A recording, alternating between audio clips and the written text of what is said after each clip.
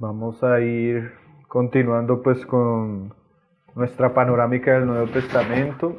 Ya nos quedarían los libros que conocemos como las epístolas petrinas o los escritos de Pedro, Judas, que las estudiaríamos hoy conjuntas, y los escritos de Juan, que sería su evangelio, sus epístolas y Apocalipsis como el último tema que estudiaríamos. Entonces hoy vamos a continuar pues con Pedro y Judas, las dos epístolas de Pedro y Judas. Entonces, bueno, las epístolas de Pedro por consenso general siempre se entendió, la historia de la iglesia así lo ha ratificado, que su escritor fue Pedro, el apóstol, el principal entre los 12 apóstoles, principal porque siempre aparece de primero en la lista y porque uno puede notar por el libro de Hechos que él tenía un gran liderazgo entre la iglesia primitiva y el equipo de apostólico, ¿no? Entonces todos conocemos la historia de Pedro porque Pedro tal vez es el apóstol que es más nombrado en los evangelios y de por sí en el Nuevo Testamento.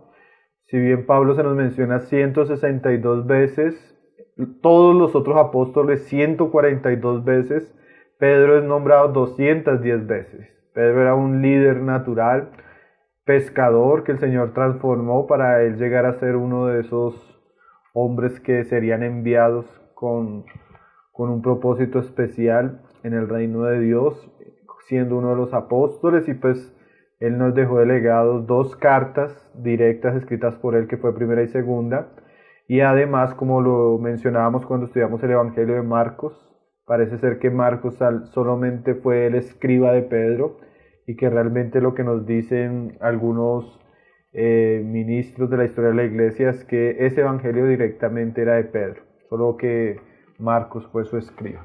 Entonces, bueno, ya viendo un poco el autor de estas cartas, vamos a ver ahí en 1 de Pedro 1:1 los destinatarios. Dice ahí: Pedro, apóstol de Jesucristo, a los expatriados de la dispersión en el Ponto, Galacia, Capadocia, Asia y Bitinia. Entonces Pedro le escribe a unas iglesias que probablemente eran compuestas por personas que habían salido de su nación, o sea, personas expatriadas, podrían ser judíos, pero también podrían ser gentiles, que estaban ubicados en esta región, Ponto, Galacia, Capadocia, Asia y Bitinia, que si ustedes leen el libro de Hechos, fue el lugar donde el Espíritu Santo le prohibió ir a Pablo en el segundo viaje misionero y predicar. Parece que el trabajo de esta región se lo había encargado especialmente Dios a Pedro. Y así como Pablo escribió a los corintios, a los tesalonicenses, a los gálatas, a los efesios, Pedro escribe a estas iglesias en estos lugares. Ahora, la primera carta de Pedro es escrita más o menos en el año 63 de la era cristiana. Es situada también después de la primera cárcel de Pablo. Pablo fue encarcelado más o menos en el 60 al 62 en su primera prisión y él sale. Y primera de Pedro es escrita más o menos 1 año o 2 años de esa carta, ¿sí? Fue escrita antes de la persecución que levantó Nerón en el año 64 contra la iglesia cristiana. Pero Pedro ya percibía cómo Roma y cómo los cristianos iban a ser objetivos de una persecución muy cruel. Entonces, bueno, esa es más o menos la época que se pone en esta carta. No se sabe exactamente dónde la escribió. Algunos llegan a pensar que fue escrita, pues, él dice más adelante en Babilonia, pero no se identifica si era la ciudad de Babilonia o un pueblo que también era conocido Babilonia, o a veces se le decía en lenguaje simbólico. Siempre se entendió que cuando por lo menos Juan en Apocalipsis hablaba de Babilonia, él se estaba refiriendo de manera simbólica a la ciudad de Roma. Entonces hay una discusión en relación al lugar donde Pedro escribe. Algunos aseguran que es Roma, porque él llegaría a escribir la segunda carta en Roma. Entonces, bueno, hay una discusión en relación a ese asunto. ¿Cuál es la característica de la carta? Pedro va a mostrar en esta carta un ministerio bien pastoral. Ustedes recuerdan que cuando Jesús le dice a Pedro después de resucitado que si lo amaba 3 veces, La respuesta del Señor ante Pedro y su afirmación era que él debía pastorear las ovejas y cuidar los corderos. De la misma manera vamos a encontrar que esta carta es bien pastoral, pero ella tiene un objetivo principal. Ella es escrita para una iglesia o para iglesias que ya tienen un ambiente de persecución a su alrededor, y la nota dominante de la carta es estimular a los lectores a que ellos se permanezcan fieles en su conducta como cristianos a pesar de la persecución que ellos van a vivir. Es una carta bien conmovedora en ese sentido, porque está preparando a la iglesia para sufrir por Cristo, ¿sí? Y Pedro en todos los capítulos va a tener ese tono. Entonces vamos a hacer la lectura así panorámica de algunos aspectos principales de la carta, teniendo ya un poco en mente el trasfondo de la carta. Entonces dice ahí primera de Pedro 1, verso 3 en adelante. Dice: bendito el Dios y Padre de nuestro Señor Jesucristo, que según su grande misericordia nos hizo renacer para una esperanza viva por la resurrección de Jesucristo de los muertos. Entonces primero Pedro nos muestra que les está hablando a personas que son cristianas, que tienen la esperanza, que han personas que han renacido de nuevo, personas que tienen una herencia, una salvación preciosa como la que nosotros hemos recibido como creyentes.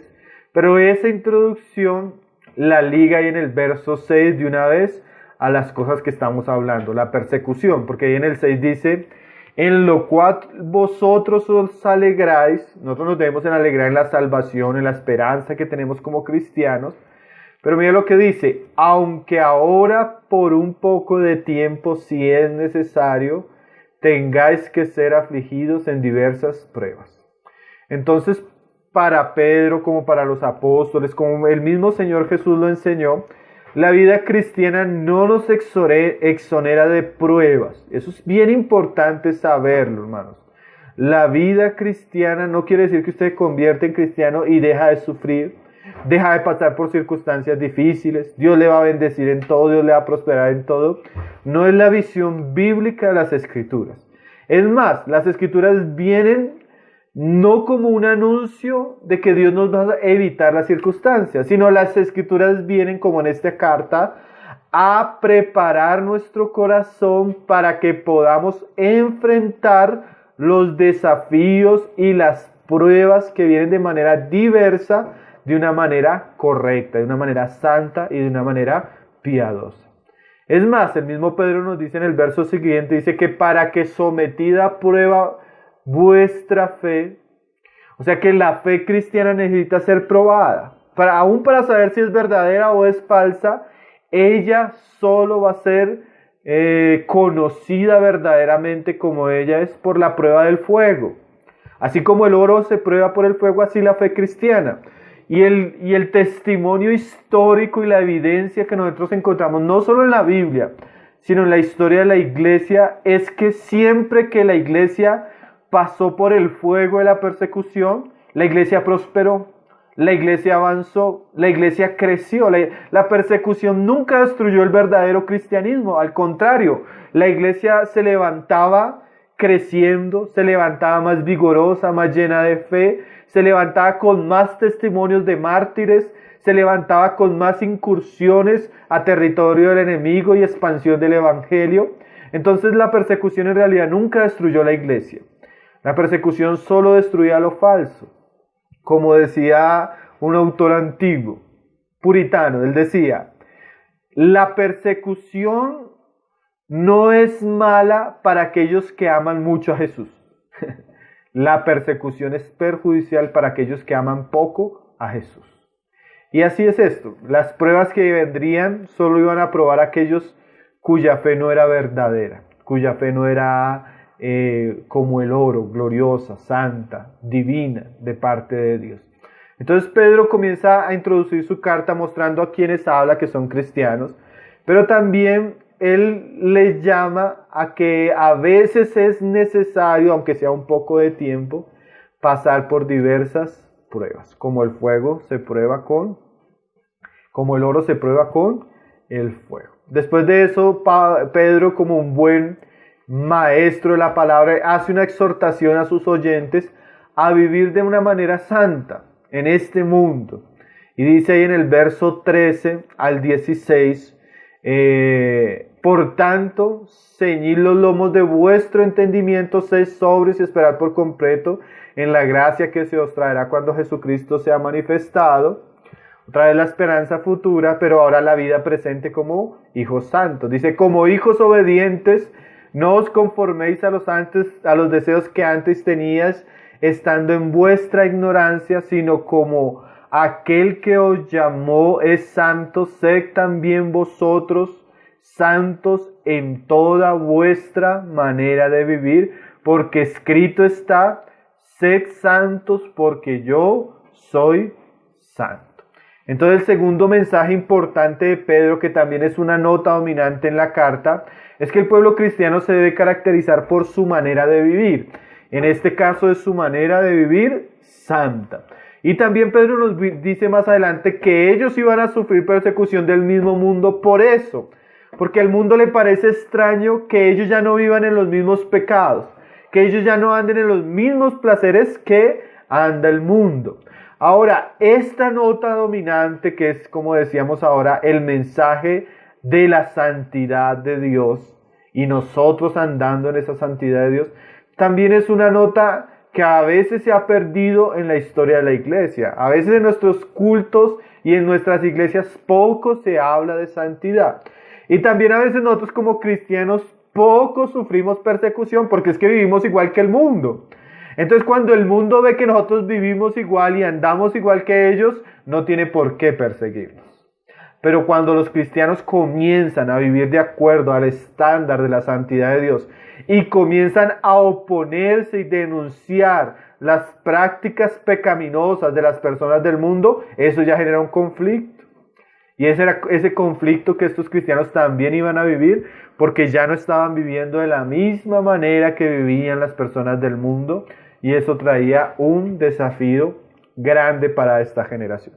Y lo mismo nosotros debemos saber, hermanos, si nosotros vamos a querer vivir en santidad como el Señor quiere que vivamos como hijos obedientes, vamos a sufrir persecución, vamos a ser discriminados, vamos a ser tachados de religiosos, vamos a ser tachados de fanáticos, y a veces no solo por el mundo, sino a veces por cristianos mundanos e inmaduros e carnales, vamos a ser perseguidos, ¿sí? Es triste que a veces la iglesia tenga más miedo del mensaje de la santidad que otro tipo de mensajes. Hoy casi no se habla de santidad, casi no se habla de pecado, casi no se habla de denunciar el pecado y vivir conforme al estándar que Dios quiere, hermano. Pero eso es bien importante, y Pedro sabía que lo que no podía destruir la iglesia con la persecución, lo podía hacer el mundo a través de la inmoralidad y a través de inducir a la iglesia a vivir una vida pecaminosa. Entonces Pedro comienza su carta hablando de eso, de los deberes que tenemos como cristianos, del poder que tiene la palabra de Dios para llevarnos a hacer eso. Y ahí en el capítulo 2 comienza a hablarnos de, bueno, algunos privilegios que tenemos, pero también de responsabilidades que tenemos como pueblo.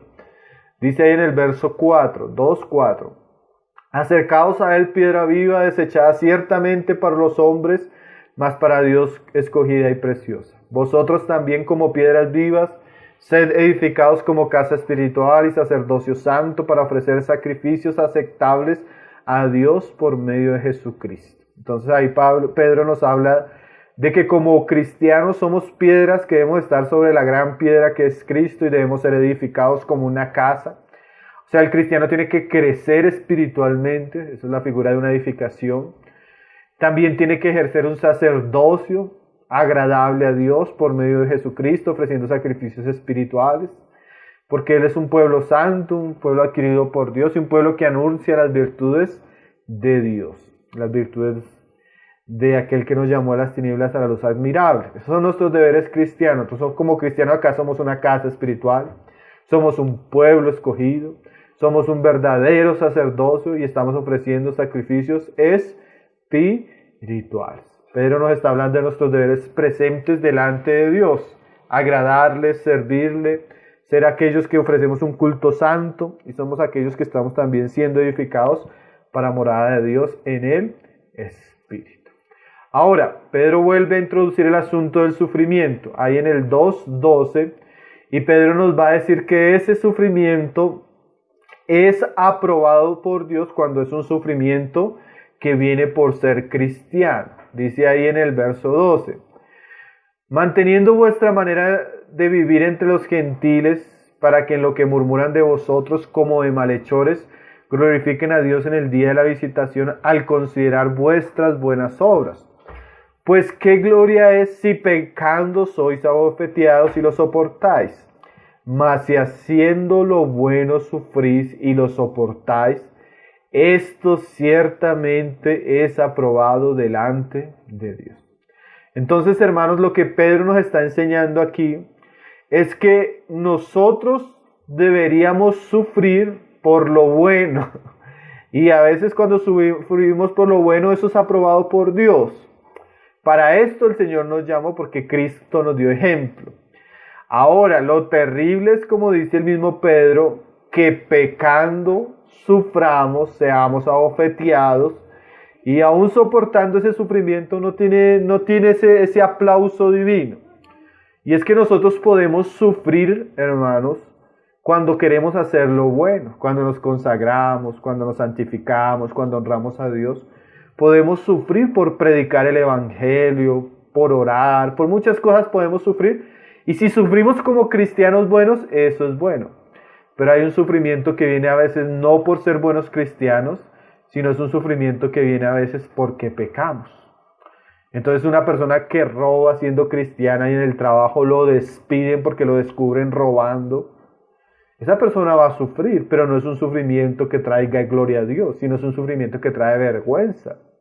Un cristiano que cae en adulterio, él va a sufrir. Aunque se arrepiente, Dios lo perdone, él va a sufrir las consecuencias de su adulterio. Y es un sufrimiento que en realidad no trae beneficio para la vida cristiana. En cambio, es diferente si yo salgo a predicar el Evangelio y me persiguen por predicar el Evangelio. Es un sufrimiento que trae gloria a Dios y es aprobado por Dios. Y es el sufrimiento que vivió Cristo por la verdad. Entonces debemos distinguir, hermano, cuando nosotros estamos sufriendo en nuestra vida cristiana, porque tal vez no tomamos las mejores decisiones, no obedecimos a Dios en su palabra, no edificamos nuestras casas, no educamos a nuestros hijos bajo la instrucción bíblica, no nos casamos con la persona correcta según los principios divinos, y eso nos ha traído una cantidad de sufrimientos que no traen gloria a Dios, sino que son sufrimiento porque hemos pecado. A cuando sufrimos porque estamos obedeciendo a Dios.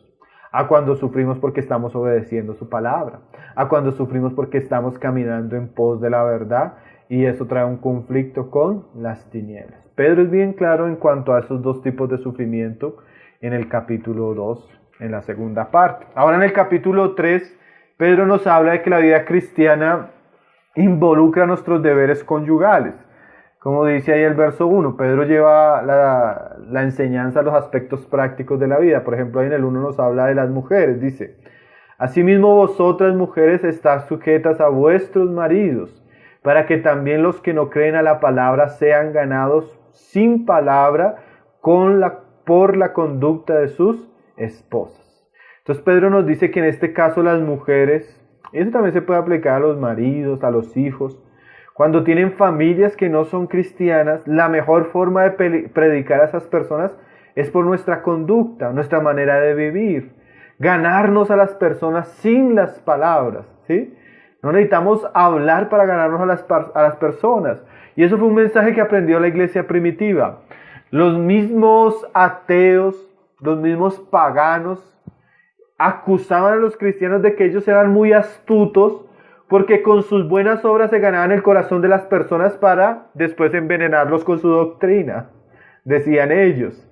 Y era algo interesante, los cristianos vivieron una vida cristiana tan ejemplar, tan llena de buenas obras, tan amorosos, que eso ganó muchas personas para Cristo.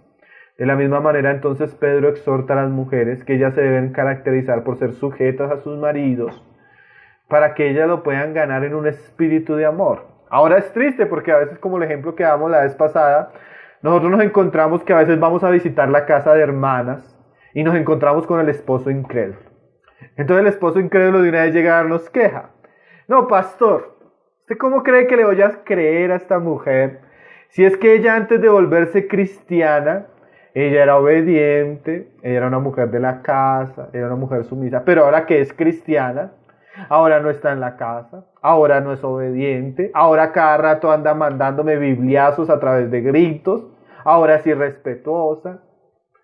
Entonces uno queda sin palabras, porque uno cómo va a evangelizar el esposo de la hermana cuando la misma hermana con su vida no da ejemplo.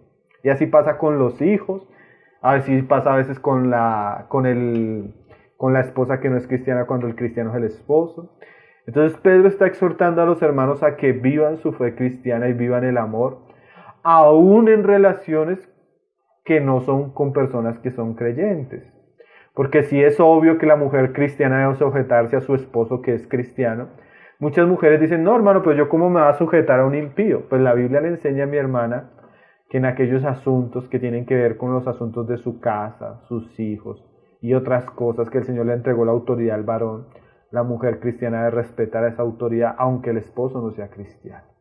Y debe procurárselo ganar en amor y no con cantaleta, no con gritos, sino con un ejemplo. También Pedro comienza a hablarnos de cómo la mujer cristiana debe ser caracterizada.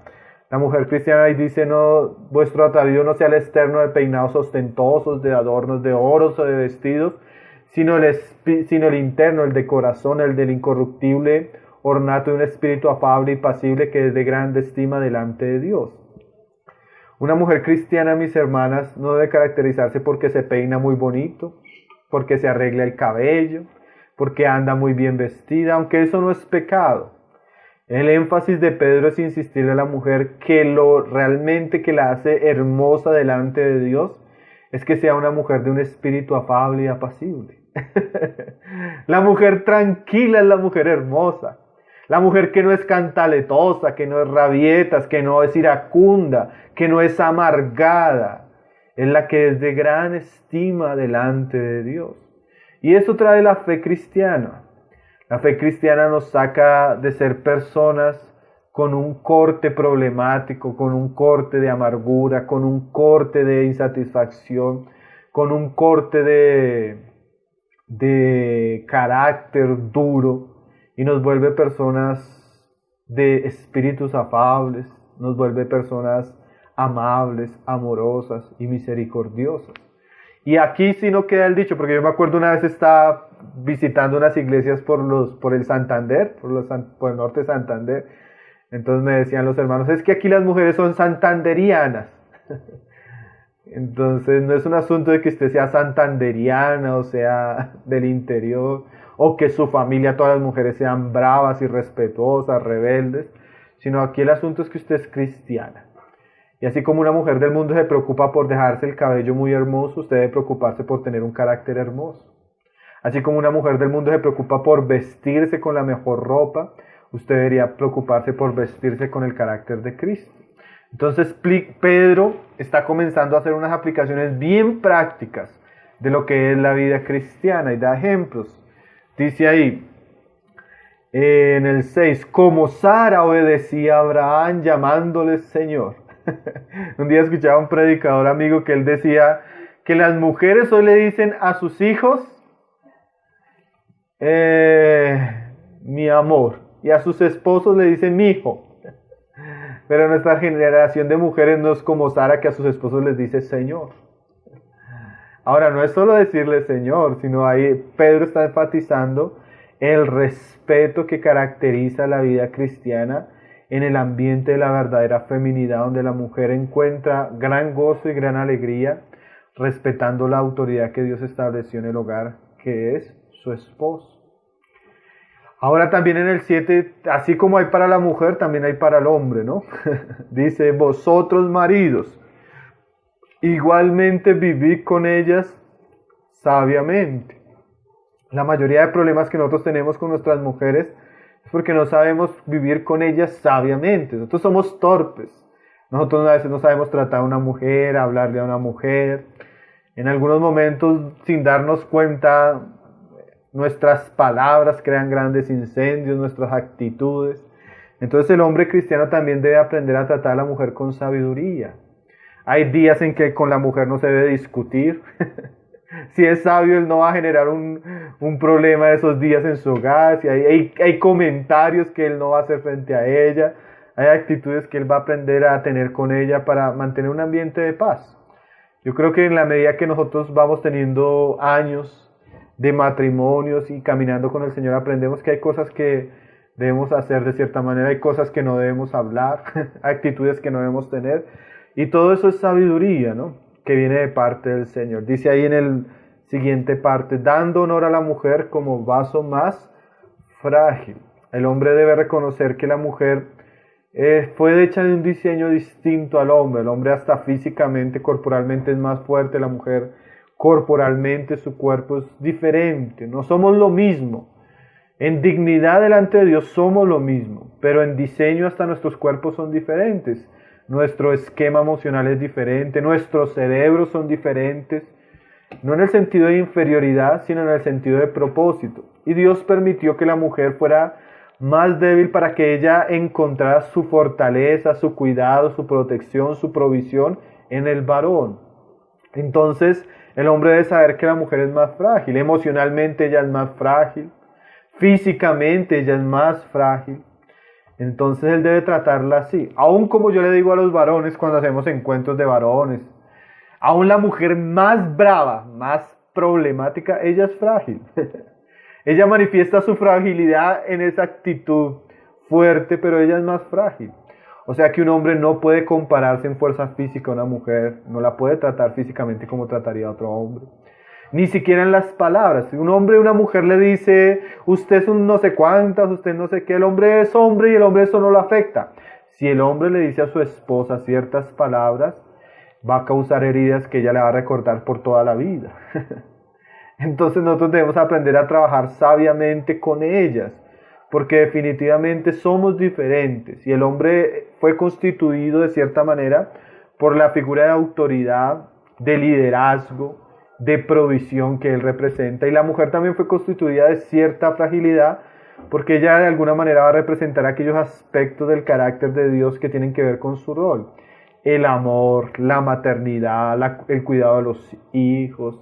Entonces son diferencias que hacen parte del propósito y del el diseño santo y perfecto que el Señor estableció para la familia. Entonces Pedro toma aspectos de la doctrina cristiana y los aplica a nuestros relacionamientos conyugales. Pablo también hace eso, porque nuestra fe no puede quedar solo en el templo donde nos reunimos, mis hermanos.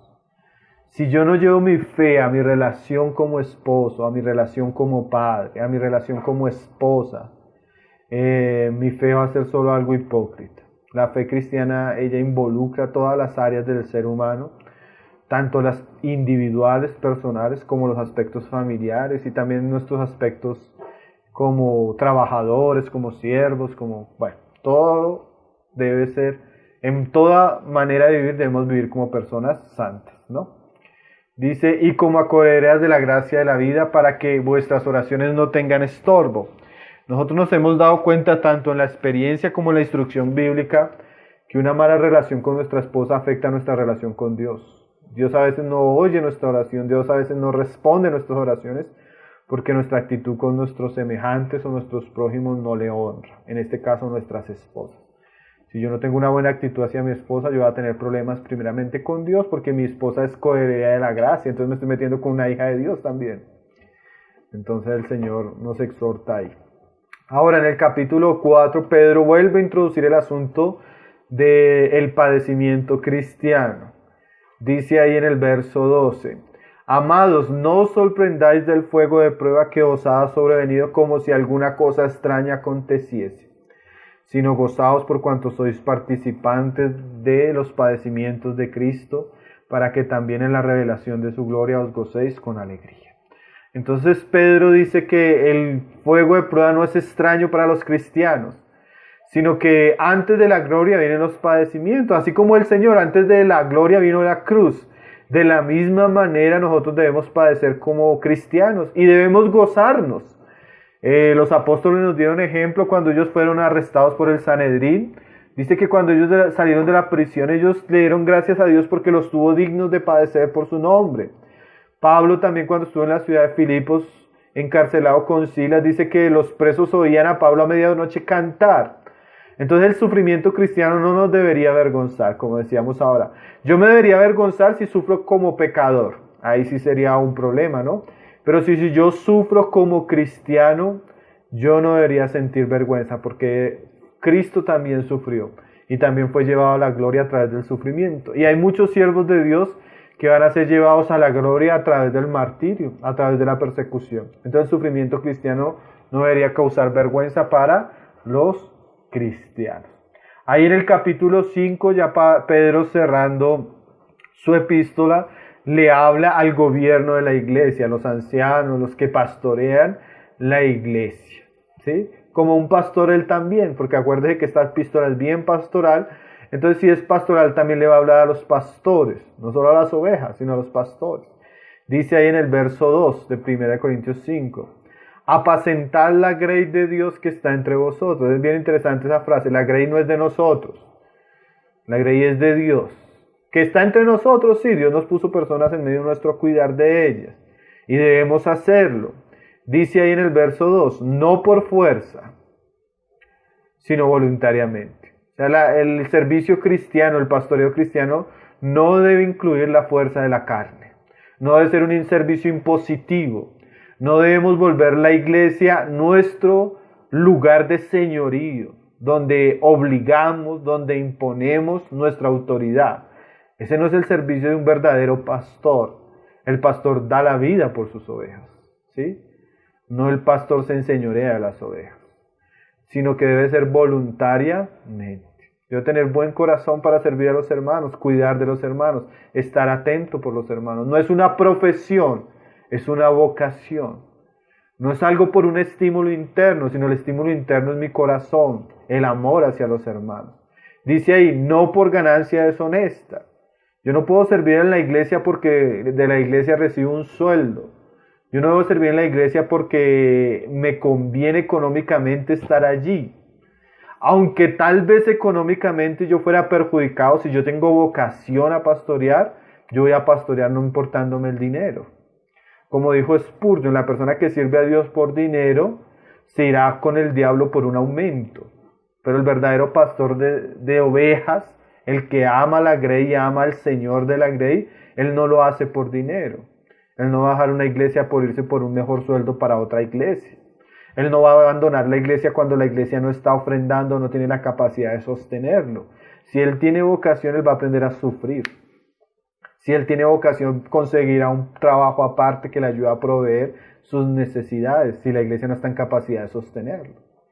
El verdadero pastorado es de corazón y es por amor. Dice ahí, no por ganancias honestas, sino con ánimo pronto. Es ser una persona que tenga buen ánimo para pastorear a los hermanos, tenga vocación para pastorear a los hermanos, que está interesado en las personas, no en él, como decíamos ahora, no en lo que él pueda obtener de ellas. Dice en el 3, no como teniendo señorío sobre los que están a vuestro cuidado. Él no es un señor, él es un siervo. Hoy hay pastores que les gusta que los traten como príncipes, como artistas, como personas del jet set cristiano. No, el pastor no es un señor en la iglesia, el pastor es un siervo. Y para servir verdaderamente a la iglesia, él tiene que humillarse y tomar la posición que tomó su Señor, que siendo el Señor se hizo siervo de los demás. Las personas no nos siguen en una actitud de obediencia, sino las personas nos siguen porque nosotros les servimos y ven el amor de nosotros, de Cristo en nosotros y en nuestro servicio, ¿no? Dice, no como teniendo señorío los que están a vuestro cuidado, sino siendo ejemplo de la grey. El mayor efecto que nosotros tenemos sobre las personas no es por lo que hablamos, sino es por lo que hacemos. Las personas son profundamente afectadas por lo que ven en nosotros. Podríamos decir que la persona aprende mucho más de nuestro ejemplo que nuestra enseñanza. Por eso Pablo y Pedro y Jesús son tan enfáticos en resaltar la idea de que no pueden haber personas en el ministerio con malos testimonios, porque el mal testimonio tiene un efecto sobre los demás. Y la única manera de ser buen testimonio o de tener una buena influencia es teniendo una buena vida. Entonces el ejemplo es sumamente importante. El ejemplo como padre, el ejemplo como esposo, el ejemplo cómo manejamos el dinero, cómo vivimos. Porque las personas van a querer ser lo que ven en sus pastores, ¿sí? Y un mal pastor es un instrumento de impiedad tremendo, porque él va en su ejemplo a influenciar a todos los que están a su alrededor, ¿sí? Tenemos un pastor que es avariento, si tenemos un pastor que tiene mal carácter, si tenemos un pastor que es adúltero, si tenemos un pastor que es codicioso y va tras solo el dinero, si tenemos un pastor que en su carácter no ha sido quebrantado y es iracundo, así va a ser su congregación. Si tenemos un pastor ignorante, así va a ser su iglesia. Entonces el liderazgo tiene que ser conforme a lo que Pablo nos enseña, como lo veíamos la vez pasada en Timoteo, en Tito, y ahora Pedro también resalta este asunto. Y algún día cuando aparezca el príncipe de los pastores, dice ahí en el verso 4, ellos recibirán la corona incorruptible de gloria. Y ya al final de su epístola Pedro hace unas salutaciones y exhortaciones. Dice ahí en el 8, dice: sed sobrios y velad, porque vuestro adversario el diablo, como león rugiente, anda alrededor buscando a quien devorar, el cual resistir firmes en la fe, sabiendo que los mismos padecimientos se van cumpliendo en vuestros hermanos en todo el mundo. Entonces estos hermanos deberían ser sobrios y saber que el diablo estaba como un león, airado, hambriento, buscando quien devorar, y ellos iban a sufrir del diablo persecución, pero ellos deberían estar firmes en la fe. Y deberían saber que todos los hermanos en el mundo iban a pasar por una época de mucha persecución. La iglesia en los primeros siglos sufrió 10 grandes persecuciones a través del Imperio Romano. Casi 300 años de sufrimiento por causa de la fe. Pero fueron los periodos donde la iglesia más creció, más prosperó y más avanzó. Como dice Pedro y termina cerrando su carta con esa idea. Mas el Dios de toda gracia, dice en el 10, que nos llamó a su gloria eterna en Jesucristo, después de que hayas padecido un poco tiempo, Él mismo os perfeccione, afirme, fortalezca y establezca. A veces Dios permite en su gracia que la iglesia padezca por un poco de tiempo, pero Él mismo perfecciona a la iglesia, la afirma, la fortalece y la establece. Y dice Pedro: a Él sea la gloria e imperio por los siglos de los siglos. Amén. Nosotros deberíamos decir lo mismo y esperar lo mismo y pensar lo mismo que esperó y pensó Pedro. Dios perfecciona a su pueblo a través del sufrimiento. Dios lo firma, lo fortalece y lo establece. Y Dios es glorificado en todo este trabajo. Entonces el énfasis de la primera carta de Pedro es un énfasis muy pastoral, animando a los cristianos a vivir una vida santa en toda su manera de vivir y también animándolos a estar firmes ante los sufrimientos que ya estaban viviendo y que les esperaban por causa de su fe cristiana. Eso es primera de Pedro. Ahora vamos a entrar a segunda de Pedro. Segunda de Pedro pues fue escrita, como lo dice el mismo Pedro, por él mismo ahí en el versículo 1. Simón Pedro, siervo y apóstol de Jesucristo. Y esta carta sí ya es escrita, si la primera está en el 63 a 64, esta fue escrita algunos años posteriores, 4 o 5 años más o menos en el año 67 o 68. ¿Por qué sabemos eso? Porque Nerón murió en el año 68 y la historia de la iglesia nos enseña que Pedro murió a manos de Nerón. Si murió en el año 68 Nerón, entonces tenemos que situar la carta 1 o 2 años antes. Lo que sí sabemos es que Pedro en esa carta, él ya sabe que va a morir en esta segunda carta y él ya sabe que va a partir con el Señor. Eso nos lo dice ahí en el verso 13, 14 y 15 de su segunda epístola. Dice ahí en el 14, sabiendo que en breve debo abandonar el cuerpo como nuestro Señor Jesucristo me ha declarado. Así como Pablo, como lo veíamos en segunda de Timoteo, ellos ya sabían que iban a morir. El incendio de Roma y la persecución que se levantó contra los cristianos y la cárcel que sufrió Pablo y seguramente Pedro, eso los llevaba a ellos a deducir que su muerte ya era inminente, y el Señor parece ser que les habló acerca de eso. Entonces, esta segunda de Pedro es muy parecida a segunda de Timoteo. Es el último escrito de Pedro. Pedro ya está al borde de la muerte. Pedro sabe que él ya va a abandonar este cuerpo. Y es tremendo porque los grandes líderes de la iglesia como Pedro, como Pablo, como Mateo, los otros apóstoles están muriendo. Y la iglesia va a enfrentar ese vacío ministerial y la iglesia va a ser expuesta a muchos problemas. Ya el problema de la persecución Pedro lo trata en su primera carta y en esta no lo va a tratar. La segunda carta de Pedro, su énfasis va a ser los falsos maestros y las falsas doctrinas. Por un lado, la primera carta de él aborda el tema de las persecuciones. Por el otro lado, la segunda carta es una carta para avisar y apercibir a los cristianos del peligro de los falsos maestros y de sus doctrinas. Como alguien decía, la persecución no destruyó la iglesia, la perfeccionó.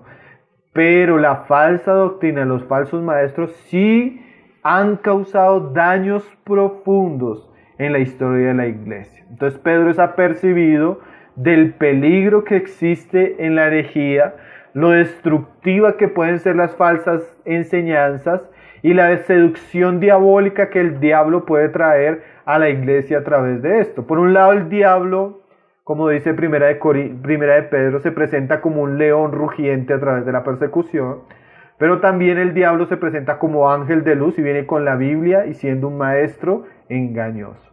Entonces la iglesia debe saber que el diablo tiene varias facetas y una de esas facetas donde él ha sido muy destructivo es a través de la herejía y de los falsos maestros. Entonces Pedro está muy preocupado en esta carta en denunciar este asunto. Ahora, es muy interesante, mis queridos estudiantes, que una de las cartas más olvidadas del cristianismo es Segunda de Pedro. William Barclay, un comentarista bíblico muy conocido, dice que esta es una de las cartas más olvidadas, es el cuarto de San Alejo, dice R.S. Sproul, de Segunda de Pedro. Casi los cristianos no tocan estos libros porque el énfasis de este libro agresivo en contra de la falsa doctrina, muchos no lo conocen, porque como nosotros hoy en día en el altar de la falsa tolerancia, toleramos todo tipo de enseñanza, todo tipo de maestros, los cristianos no quieren leer una carta como Segunda de Pedro, ¿no? Porque es una carta que definitivamente es una alerta seria contra ese espíritu de tolerancia. La Biblia no nos llama a ser tolerantes con el error, hermanos. La Biblia no nos llama a ser tolerante con los falsos maestros y sus doctrinas. La Biblia expone, denuncia y apercibe a la iglesia de esto, ¿sí? Y Pedro, como un siervo de Dios, como lo hizo Pablo en 2 de Timoteo, en Tito, nos despierta para que estemos apercibidos de los peligros de los falsos maestros. Ese es su segundo énfasis. Pedro se va, pero él quiere que la iglesia quede sabiendo que va a haber muchos peligros, muchos falsos obreros y van a introducir en la iglesia de Dios. ¿Listo? Entonces es el segundo énfasis general de la segunda carta de Pedro. Y vamos a mirar algunos pasajes como a manera de panorámica, a ver los temas que Pedro trata. Lo primero que Pedro habla es la responsabilidad en la vida cristiana y la diligencia de los creyentes. Eso lo vemos desde el versículo 5 hasta el 10 del primer capítulo. Dice Pedro: vosotros también, poniendo toda diligencia, por esto mismo añadid a vuestra fe virtud, a la virtud conocimiento, al conocimiento dominio propio, al dominio propio paciencia, a la paciencia piedad, a la piedad afecto fraternal amor, porque si estas cosas están en vosotros y abundan, no os dejarán estar ociosos ni sin fruto al conocimiento de nuestro Señor Jesucristo. Pero el que no tiene estas cosas tiene la vista muy corta, es ciego, habiendo olvidado la purificación de sus antiguos pecados. Entonces, primero Pedro nos muestra que la fe es importante, es el comienzo, pero a esa fe, con toda diligencia, hay que añadirle otros ingredientes. Ahora, ¿y por qué Pedro comienza ahí, hermanos? La epístola va a tratar los problemas de los falsos profetas y de la falsa doctrina. Pero ¿qué es lo que pasa? Un creyente no va a poder enfrentar la falsa doctrina ni al falso maestro si él es ciego. Entonces, si el creyente no es diligente en ciertas áreas de su vida espiritual, es un creyente que va a ser expuesto a muchos peligros que sin darse cuenta aún él que son peligros, porque él es ciego. Entonces, si yo quiero ser un creyente, o si Dios quiere tener una iglesia firme, esa iglesia firme tiene que ser diligente, ¿sí? Dios no quiere que seamos perezosos en nuestra vida espiritual. Entonces yo, ¿cómo soy diligente? Entonces yo le he ayudado a mi fe, virtud, capacidad, ¿sí? Yo no puedo ser un cristiano que mi fe sea pasiva. Mi fe debe tener fuerza, debe tener virtud. Mi fe debe llevarme a hacer ciertas cosas por Cristo, a ser diligente en ciertas áreas. Y a esa virtud, a esa diligencia, ¿qué le tengo que añadir? Conocimiento.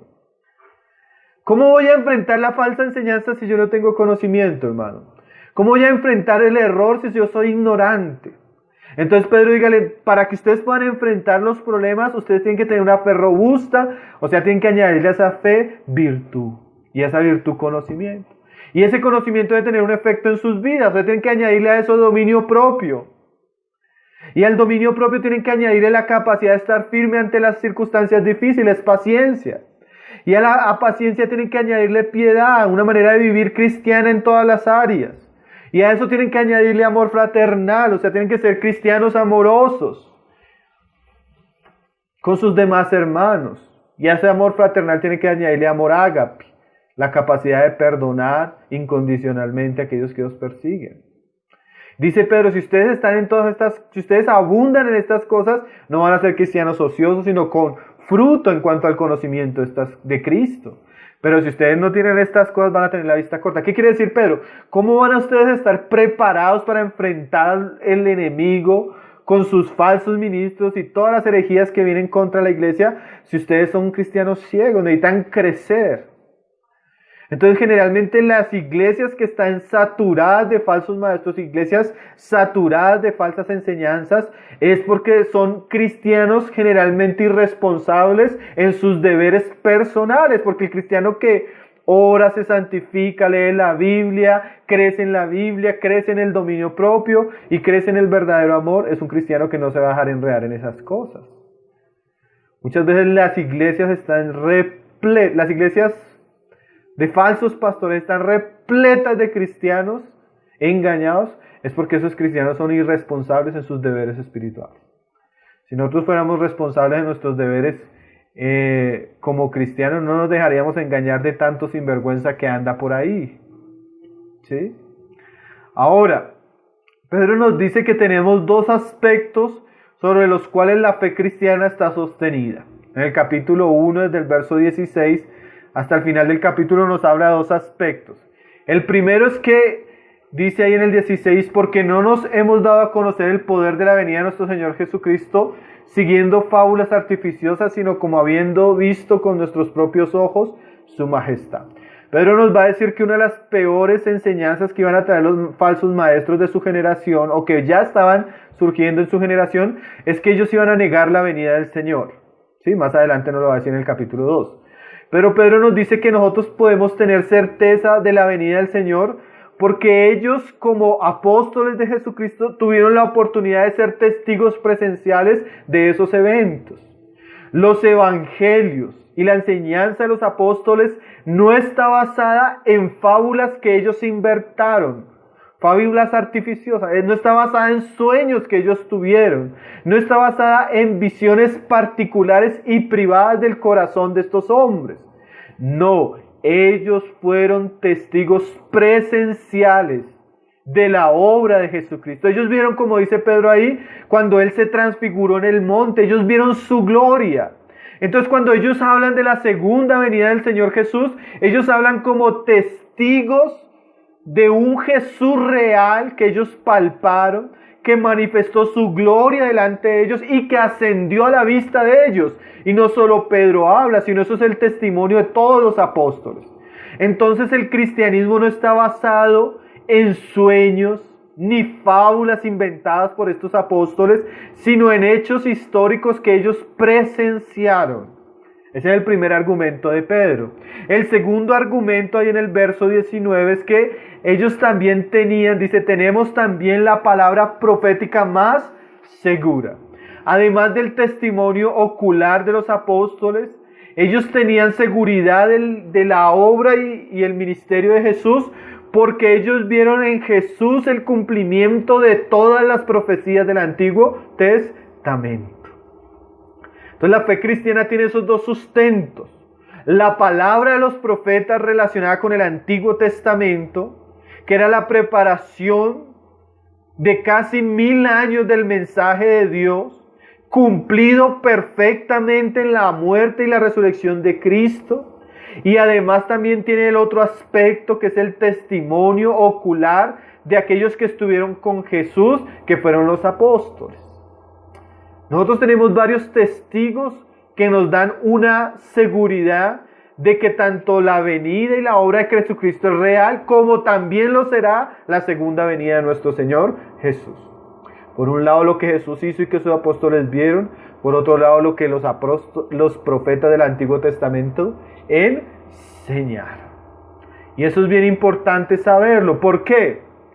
Porque entender la característica de la profecía y el ministerio de los apóstoles es lo que nos da a nosotros seguridad para decir que la Biblia que nosotros tenemos es la palabra inspirada por Dios. Ahora, Pedro entra en el segundo capítulo ya a tratar el asunto de los falsos profetas. Y mostrándonos el asunto de los falsos profetas, nos dice así lo siguiente, segunda de Pedro 2:1. Pero hubo también falsos profetas entre el pueblo, como habrá entre vosotros falsos maestros, que introducirán encubiertamente herejías destructoras y aún negarán al Señor que los rescató, atrayendo sobre sí mismos destrucción repentina. Entonces Pedro es claro a decir que así como en el Antiguo Testamento hubo falsos profetas que se introdujeron dentro del pueblo, así la iglesia tendrá falsos maestros.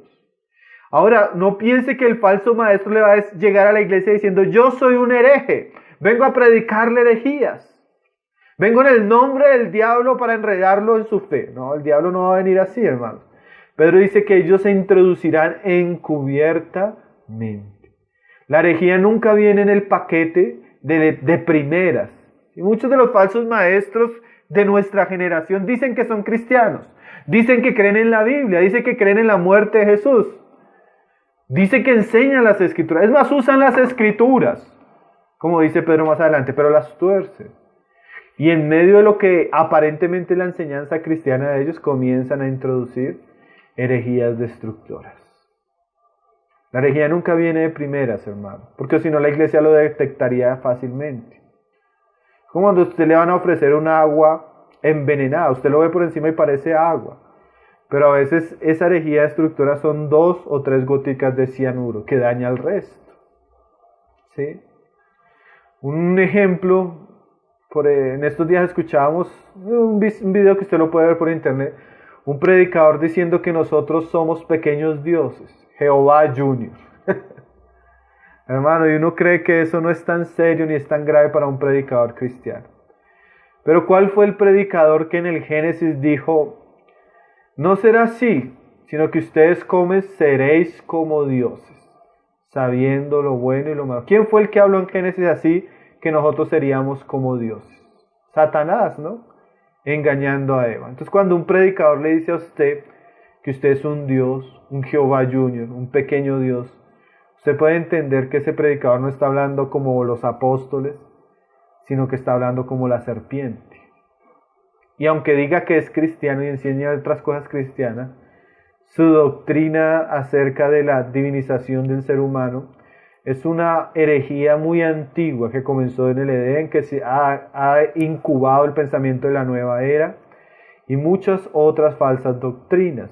Y a veces nosotros toleramos ese tipo de predicadores. Pero debemos saber, hermano, que el cristianismo está minado de falsos profetas. Si así era en la época de los apóstoles, imagínense ahorita. El Señor nos guarde, ¿no? Y estos hombres van a causar que el evangelio sea blasfemado, dice ahí en el verso 2. Y muchos seguirán sus disoluciones. Ahora no piense que los falsos maestros van a ser personas que van a fracasar en sus intentos falsos de predicar un cristianismo errado. Dice ahí, y muchos seguirán sus disoluciones. Por eso a veces, mis hermanos, hay gente que dice que una iglesia cristiana es una iglesia cristiana por el número de sus visitantes o de sus miembros. Hay que tener mucho cuidado, hermanos. Por ejemplo, en Estados Unidos, una de las iglesias más grandes, la iglesia más grande de Estados Unidos y el predicador más famoso de Estados Unidos es una iglesia pastoreada por un hombre que se llama Joel Osteen, ¿sí? Joel Osteen tiene una de las iglesias más grandes de Estados Unidos. Sus mensajes se escuchan en todo el mundo, en muchos idiomas. Tiene libros que son bestseller. Pero cuando usted estudia la teología de Joel Osteen, él no predica el evangelio. Él predica un evangelio de superación personal, de conveniencia, de autoayuda, pero no el evangelio de Jesucristo. Usted nunca va a escuchar a él predicar sobre arrepentimiento, sobre infierno, sobre santidad, sobre salvación, ¿no? Su mensaje es: Dios quiere darte tu mejor vida ahora, ¿sí? Dios quiere prosperarte ahora. Dios quiere que seas feliz ahora. Es un evangelio falso, no es el evangelio de Jesucristo, es un evangelio anatema. Hermano, pero usted ve ese lugar está repleto de cristianos, o aparentemente cristianos. Entonces nosotros no podemos, por las estadísticas, saber si una iglesia es verdadera o por la popularidad de su pastor. Porque en un mundo donde los hombres no quieren saber la verdad, el error es muy bien recibido y muy próspero en un mundo donde se está abiertamente en rebelión a Cristo y a su palabra. Entonces, los falsos ministros a veces son muy efectivos en su ministerio. Dice ahí: muchos seguirán sus disoluciones. Dice: por causa de los cuales el camino de la verdad será blasfemado. Y una característica que tienen siempre los falsos maestros es la avaricia. Dice: y por avaricia harán mercadería de vosotros con palabras fingidas. Hay palabras que son bonitas, pero falsas. Hay un evangelio que es muy agradable al oído, pero no es el evangelio de Jesucristo. Hay un evangelio que llena las emociones y trae esperanzas y falsas expectativas en el corazón de las personas. Es mejor un evangelio que nos habla la verdad y nos salva, y no un evangelio adornado que nos condena y nos engaña. Y Pedro sabía que esa era la característica de los falsos maestros. Ahora, lo que nos muestra Pedro más adelante es la condenación de ellos. Dice ahí en el verso 4: porque si Dios no perdonó a los ángeles que pecaron, sino arrojándolos al infierno, los entregó a prisiones de oscuridad para ser reservados al juicio.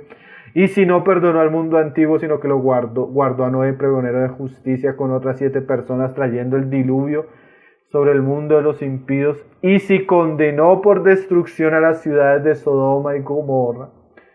¿Qué quiere decir esto? Pedro usa 3 ejemplos del pasado para hablar de la condenación hacia los falsos maestros: los ángeles en el cielo, la generación de Noé y el diluvio, y Sodoma y Gomorra. Estos 3 eventos nos muestran que Dios no tolera la maldad. Dios no va a tener por inocente al impío. Si Dios no perdonó a los ángeles, ¿será que va a perdonar a algunos ministros en su iglesia? Si Dios no perdonó una generación completa, ¿será que no va a perdonar? ¿Será que va a perdonar a algunos que se introducen a la iglesia a corromper la iglesia? Y si Dios no perdonó la ciudad de Sodoma y Gomorra, ¿será que va a perdonar aquellos lugares donde se profana su verdad?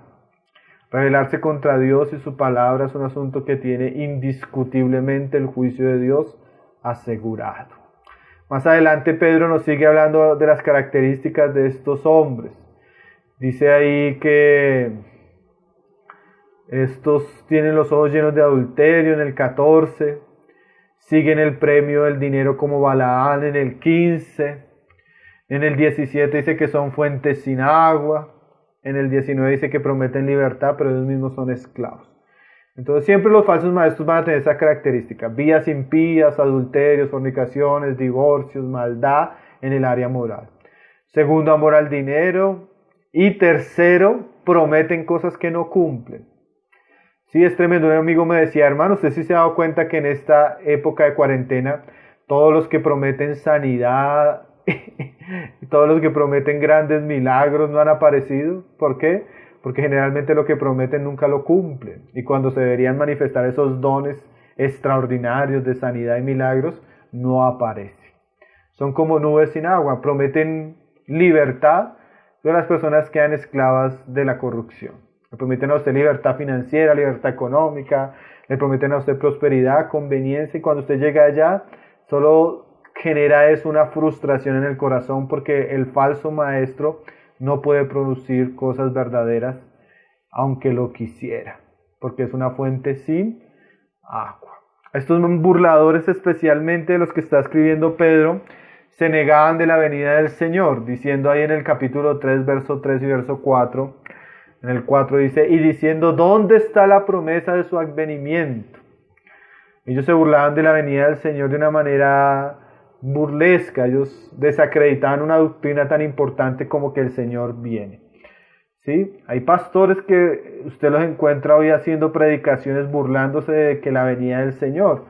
Hay muchos, yo una vez escuchaba a Benny Hill diciendo lo siguiente, casi literalmente él decía así, cuando la Biblia habla de que vamos a tener cielo nuevo y tierra nueva y las ciudades van a ser de oro y de cristal, eso yo no lo quiero en el futuro, yo no quiero eso, yo quiero el oro ahora, yo quiero las riquezas ahora.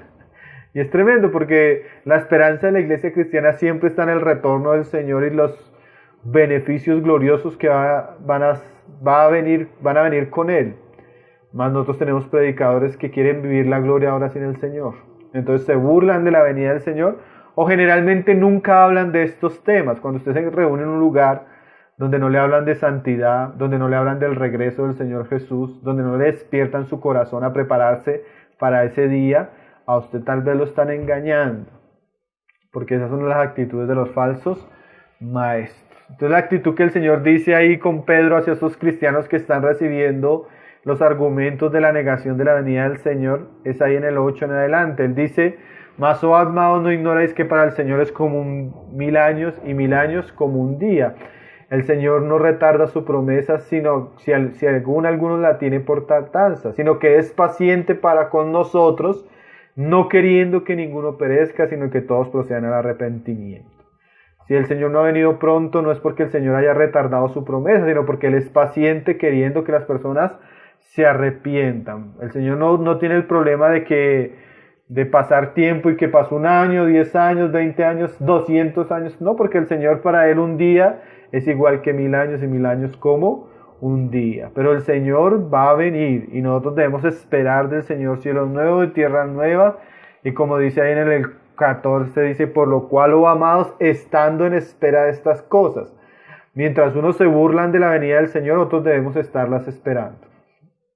Mientras unos no tienen en cuenta esas verdades, para otros debemos ser personas que estamos atentos y como dice ahí, procurando con diligencia ser hallados por Él sin mancha e irreprensibles y en paz. Entonces el problema de los falsos maestros que denuncia Pedro era que negaban la segunda venida del Señor y además vivían impíamente enriqueciéndose. Así, hermanos, nosotros debemos estar apercibidos que por un lado debemos estar dispuestos a sufrir por el Evangelio del Señor, como lo dice Primera de Pedro, vivir de una manera santa, y por otro lado debemos estar apercibidos de que así como hubo falsos profetas en la antigüedad, también los hay entre el pueblo de Dios. Y necesitamos tener una vida que honra al Señor, guardando la palabra de verdad y estando atentos a aquellos que tuercen las Escrituras. Ahora, para ir terminamos ahí con el libro de Judas. La epístola de Judas, que sería la epístola que queda después de las cartas de Juan, antes de Apocalipsis. Judas es el autor de esta carta. Ahora, no debemos pensar que es Judas Iscariote, ¿no? La mayoría de eruditos bíblicos saben que este Judas es Judas, el hermano del Señor Jesucristo y el hermano de Santiago en la carne. Dice Judas 1, verso 1, dice Judas, siervo de Jesucristo y hermano de Jacobo. Ese Jacobo es el mismo Santiago que estudiamos la clase pasada. Ustedes recuerdan que este Santiago fue uno de los líderes preeminentes de la iglesia de Jerusalén, que era hermano en la carne de Jesús. Él no creía en Jesús cuando Jesús es descrito en los evangelios, pero la historia y también la Biblia nos dice que Jesús se le aparece a los apóstoles y a su hermano en la carne, Santiago. Y este hermano en la carne, Santiago, fue un líder grande de la iglesia de Jerusalén. Ahora, Jesús tuvo otros hermanos también en la carne, y entre esos otros hermanos está Judas, que él mismo se identifica no como hermano de Jesús, porque en este caso ya Judas se identifica como siervo de Jesucristo, pero hermano de Jacobo, porque Jacobo fue un líder muy conocido en la iglesia de Jerusalén. Si ustedes, quieren leer en los evangelios encontramos algunos pasajes donde se nos habla de los nombres de los hermanos. Marcos 6, verso 3, los contemporáneos de Jesús de Nazaret decían: ¿no es este el carpintero hijo de María, hermano de Jacobo, de José, de Judas y de Simón? Entonces ahí se nos dicen los nombres de Jesús. Marcos 6, 3. Se nos dice que el hermano mayor o el que seguía a Jesús era Jacobo, después José, después Judas y después Simón. También se nos dice que Jesús tuvo hermanas. Este Judas pues es el escritor de esta carta. Ahora, los destinatarios, Judas no nos lo dice, es una carta abierta, porque dice que es a los santificados en Dios Padre y guardados en Jesucristo. Es una carta general. Ahora, ¿cuál es el tema de la carta? El propósito de la carta, como segunda de Pedro, tiene un clima de apología. Él va a defender de una manera así como despertando un ambiente militar en la iglesia y llamando a la iglesia a la guerra contra aquellos que se oponen contra la doctrina de la iglesia. Era una época peligrosa que ellos percibieron a final del primer siglo, donde muchos falsos maestros estaban surgiendo y donde la iglesia debía ser despertada a enfrentar las herejías. Entonces, Judas es muy parecido a segunda de Pedro, a segunda de Timoteo, en su énfasis en cuanto a los falsos maestros y el conflicto por la verdad. Dice ahí en Judas 1:3, podemos leerlo, dice: amados, por la gran solicitud que tenía de escribir acerca de nuestra común salvación, me ha sido necesario escribiros exhortándoos que contendáis ardientemente por la fe que ha sido una vez dada a los santos. Entonces, yo no sé si usted ha escuchado el argumento de algunos cristianos de que la verdad no hay que defenderla, porque es la verdad. Dios no necesita que lo defendamos. Pero aquí Judas nos dice totalmente lo contrario. Nosotros debemos contender. Y no de cualquier manera, sino dice de una manera ferviente, ardientemente, por la fe que una vez ha sido dada a los santos. O sea que la fe cristiana, el compendio de doctrinas que conforman nuestra fe cristiana, debe ser defendido, hermanos. Como cuando un ejército está defendiendo su nación de los malhechores, así nosotros debemos defender nuestra fe cristiana de los falsos maestros, de los herejes, de aquellos que se levantan contra lo que enseñaron los apóstoles. Dice ahí: porque algunos hombres han entrado encubiertamente. O sea, ellos ya veían cómo las iglesias se llenaban de falsos maestros. Ellos ya veían cómo algunas iglesias estaban dejando que hombres impíos, que convertían la gracia del Señor en libertinaje, entraran en medio de la casa de Dios. Lo mismo nos dice Judas de Pedro. Son personas que siguen el camino de Caín, el error de Balaán y perecieron la contradicción de Corea, ahí en el 11. Lo mismo nos dice que Pedro, o sea, además de ser personas que aman el dinero, que viven vidas impías, que son pecaminosos, se nos dice que son personas que son como manchas en medio del cristianismo. En el 12 dice: estos son manchas en vuestros ágapes. Son personas que están entre nosotros, comen entre nosotros, pero como dice ahí, son nubes sin aguas, árboles llevados por el viento, 2 veces muertos, sin fruto. Y comienza a hacer unas descripciones de los falsos maestros. Los falsos maestros son personas que no dan un fruto verdadero. Son personas que en realidad están saturadas de falsas doctrinas, de vidas pecaminosas y atentan contra la verdad. Y ahí en Judas, al final, en el verso 17, porque Judas solo tiene un capítulo, nos muestra que el mejor antídoto para el error es hacer memoria de lo que ya fue escrito y enseñado por Jesús y sus apóstoles. Dice ahí, 1:18: pero vosotros, amados, tened memoria de las palabras que antes fueron dichas por los profetas de nuestro Señor Jesucristo, por los apóstoles de nuestro Señor Jesucristo, los que os decían: en el postrer tiempo habrá burladores que andarán según sus malvados deseos. Estos son los que causan divisiones, los sensuales, que no tienen al Espíritu. Pero vosotros, amados, edificados sobre vuestra santísima fe, orando en el Espíritu Santo. Igual que comienza Pedro, termina Judas. La mejor manera para enfrentar el error es conocer la verdad, edificarnos en esa santísima fe que nos fue dada, orando y pidiendo siempre la ayuda del Espíritu Santo y teniendo memoria de las cosas que ya fueron dichas y escritas.